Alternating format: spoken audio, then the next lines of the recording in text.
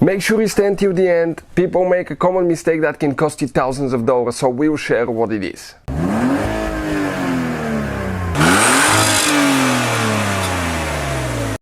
Hey guys, welcome back to Auto Repair guys. Thank you guys for watching and subscribing to the channel. Today will be super helpful video to any of you having a Hyundai or Kia with a GDI engine, 2.4 Gdi, and you need to remove or replace fuel injectors. Stay with us, we'll explain how to do that and common mistake people make that can cost you thousands of dollars, so make sure to stay until the end. We'll explain what it is.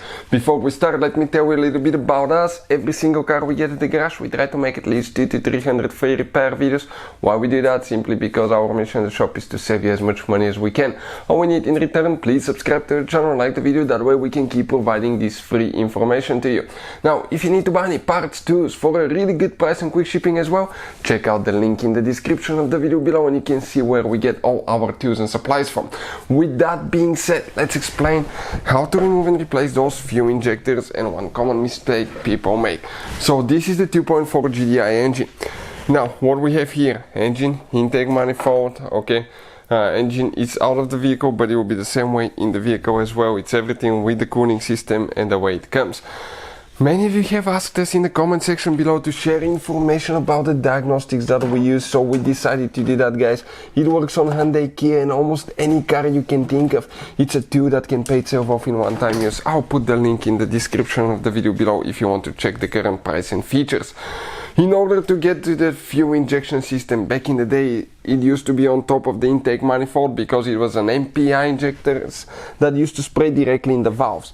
Now they're behind the intake manifold and those fuel injectors spray directly in the cylinders. So you will need to remove the intake manifold. We have a special video how to remove intake manifold on 2.4 Gdi engine. Check it out, it will teach you how to do that. Now, when you remove the intake manifold, something that you need to do, guys, you need to disconnect first the car battery. Why? Because you have an alternator 12-volt wire here coming from the battery, starter 12-volt wire. You touch it with a tool, you can short things out, you can cause damage to the electric system, computers, modules, and that can cost you thousands of dollars. Another thing, it really matters which battery terminal you disconnect and reconnect first, because if you do it the wrong way, you can also, guys, okay, damage the electrical system on your car. And we have a special video that explains that. I'll put the link in the description of the video below that teaches you which battery terminal to disconnect first. Once you remove the intake manifold, what you need to do, check it out now. We have the safety clips on those that you need to pull out, okay, like that. Then you need to push in a little bit, press down and disconnect it, okay. You can see just like that. So let's go ahead, do that. You can do it with fingers too, but sometimes they do get a little bit stuck. Now this one is a little bit tricky because you have the knock sensor right here. Now we need to disconnect that wire for the fuel rail pressure sensor. Always work on cold engine, avoid sparks, flames, have a fire extinguisher on the side, have fuel resistant gloves and eye protections. Why? Because you will leak fuel, guys. Now we may not leak fuel because we actually made a video before actually for symptoms of leaking fuel injector, so we had to remove the rail and we don't have fuel now in it, but you will know what I'm talking about. So 12mm socket, we need to remove 3 bolts. Once we remove these 3 bolts, okay, we will be able to remove the injectors. Have a container, racks, anything to collect the fuel that will be dripping because fuel will come out. So if you have a gas can, that will be really handy so we can drain the fuel rail. Now we're going to go ahead, okay, try to pry the fuel rail out.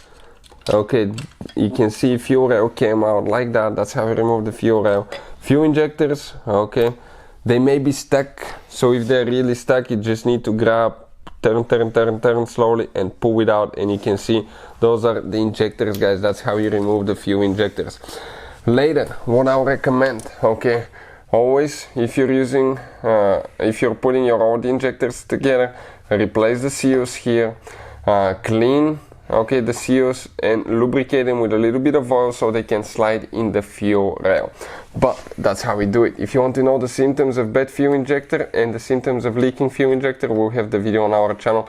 Hopefully the video will be helpful. Thank you for watching and see you next time.